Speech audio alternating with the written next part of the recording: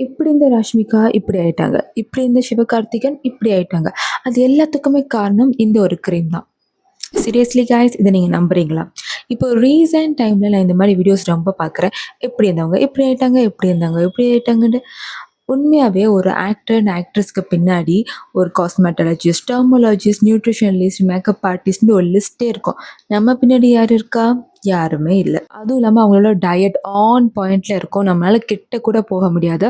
ஒரு ஷோல கூட ஆலியா பட் குடிக்கிற டீல வந்து சர்க்கரை போட்டு குடுத்துருப்பாங்க. அதுக்கு உடனே इसमें शुगर डाला है? शुगर अच्छा नहीं है शुगर। நம்ம அப்படி சொல்வோமா? உண்மையாவே சொல்லுங்க. நம்ம அப்படி சொல்வோமா? நம்மளுக்கு டயாபெட்டிஸே இருந்தா கூட, ஒரு நாள் டீல சர்க்கரை போட்டு குடிக்கிறனால என்ன சாகவா போறோம்? அப்படி நெனைக்கிற ஆட்கள் நம்ம. நம்ம அதோட ஈடு பண்ணலாமா? ஸோ இது மாரி ஹீரோ, ஹீரோயின்ஸோட நம்ம கம்பேர் பண்ணவே கூடாது. பிகாஸ் அது அவங்களோட பொழப்பு, அவங்களோட ஜாப். ஸோ அவங்க அப்படிதான் இருந்தாகணும். நம்மளுக்கு அப்படி கிடையாது.